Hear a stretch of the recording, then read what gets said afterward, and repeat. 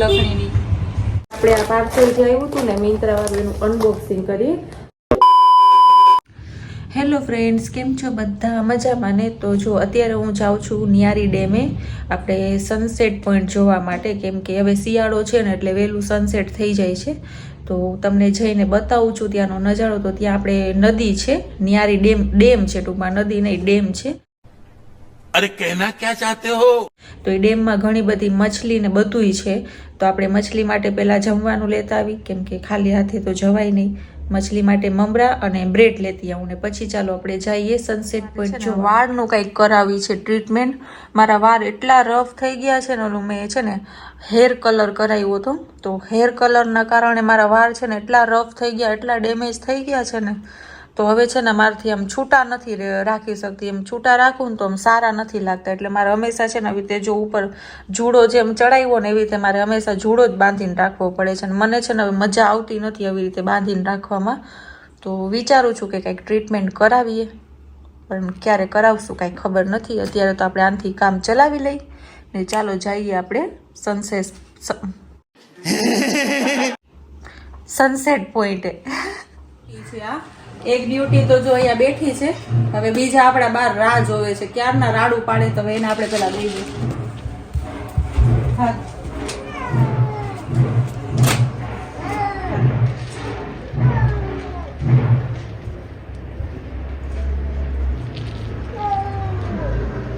અલે અહીંયા ખાઈ લે.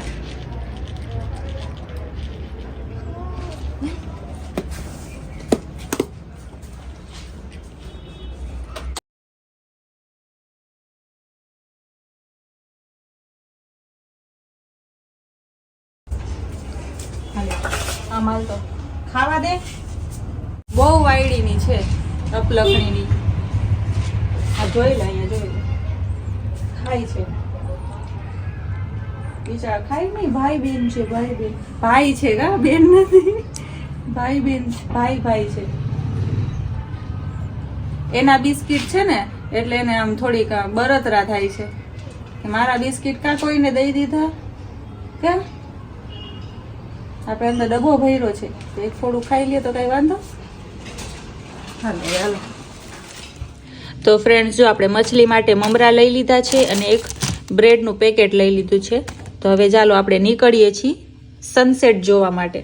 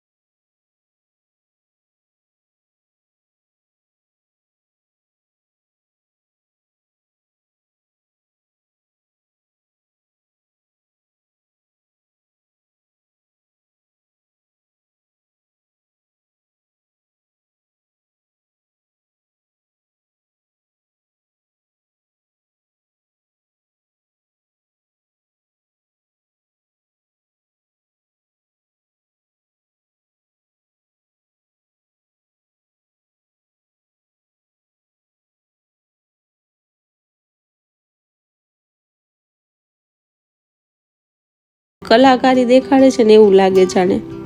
બહુ જ મજા આવે છે. તમે પણ એકવાર ફેમિલી સાથે આવજો અહીંયા, તમને પણ એવી મજા આવશે ને. તો ફ્રેન્ડ્સ, જો અત્યારે હું નિયારી ડેમે બેઠી છું. બહુ મસ્તીનો વ્યૂ છે. કાલે આપણે જાશું ને એ પણ નિયારી ડેમ જ હશે, પણ એ અહીંનો બીજો ભાગ હશે. આપણે અત્યારે આ સાઈડ બેઠા છીએ, કાલે આપણે ઓલી સાઈડ જવાના છીએ. કાલે પણ બતાવીશ, બહુ મસ્ત છે, જોજો. મજા આવે છે, આમ સુકૂન મળે છે, એમ થાય અહીંયા બેઠા જ રહી.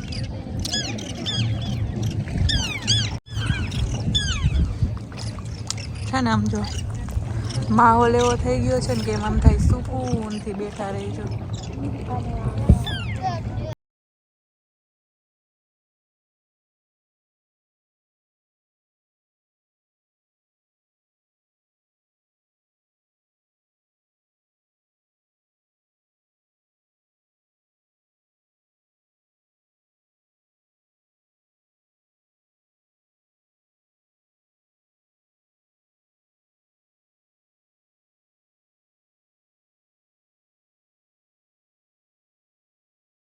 હું ઘરે આવી ગઈ સનસેટ જોઈને, અને આપણું એક પાર્સલ આવ્યું હતું તો એ પણ આપણે રસ્તામાંથી લેતા આવ્યા છીએ. આપણી ઓફિસે તો બંધ હોય, પણ ઓફિસની નીચે જે દુકાન છે ને ત્યાં દઈ ગયા હતા, તો ત્યાંથી આપણે લેતા આવ્યા છીએ મિંત્રામાંથી. શું મંગાવ્યું છે હું પછી બતાવીશ. તો અત્યારે આપણે પહેલાં આને સાઈડમાં રાખી છીએ, અને મને તો બહુ જ ઠંડી લાગી ગઈ છે બાપા. એટલી ઠંડી હતી ને કે વાત ના પૂછો. કાનના પડદા છે ને એ બંધ થઈ ગયા છે, એટલી ઠંડી હતી. તો હવે પહેલાં છે ને અત્યારે હું કોફી કા બોલવીટા બનાવીને પી લઉં, એટલે શરીરને થોડુંક છે ને ગરમાવો મળે.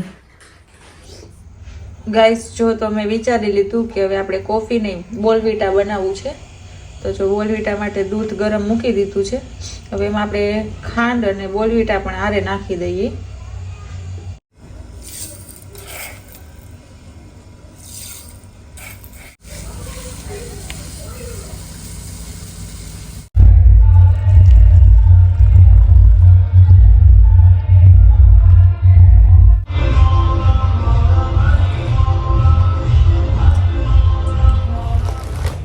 ચાલો ફ્રેન્ડ્સ, તો હવે આપણે આ પાર્સલ જે આવ્યું હતું ને મિંત્રાવાળું એનું અનબોક્સિંગ કરીએ.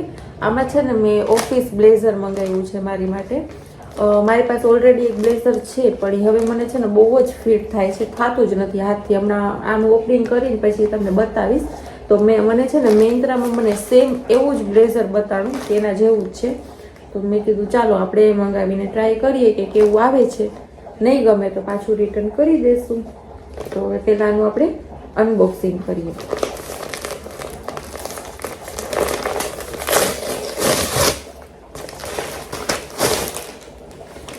દેખાવમાં તો થોડું સારું લાગે છે, જોઈએ હવે.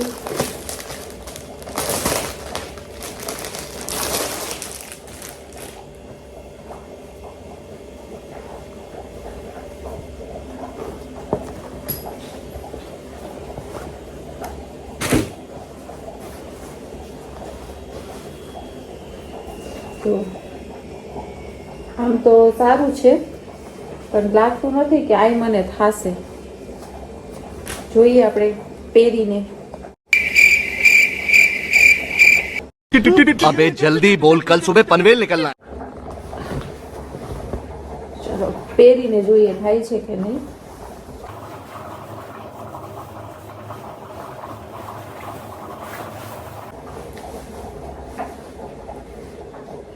થઈ તો ગયું.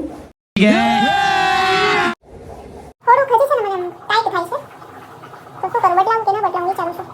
થોડું ટાઈટ થાય છે એટલે હજી પછી વળી એમ થાય મને તો ચેન્જ કરાવીને એક સાઈઝ મોટી મંગાવી દઉં, એમ તો સારું છે. જો આ મારું બ્લેઝર છે, આમ થોડુંક લોંગ પણ છે, અને આમ હેવી કાપડ છે. ઓના જેવું ચાલુ ચીલા નહીં. જો આમાં અંદર પણ આ રીતનું છે, જો છે ને મારું મસ્ત છે, પણ મને થાતું નથી. જો પહેરીને બતાવો, હાથ જ આમ અધર નથી થતા.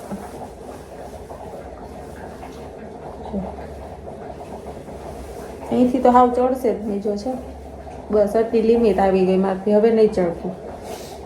અને આ આપણે મંગાવ્યું એ બ્લેઝર છે. તમને બેમાંથી કયું વધારે ગમ્યું?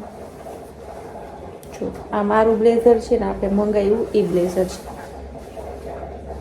એક સાઈઝ મોટી મંગાવી લઉં કા. બાકી તો એમ તો બરાબર છે, પછી જોઈએ આગળ. એમ તો પોકેટ પણ છે, વિચારશું. તમે મને કહેજો કે કયું સારું છે, અને રાખવું જોઈએ કે ન રાખવું જોઈએ મારે. The next day.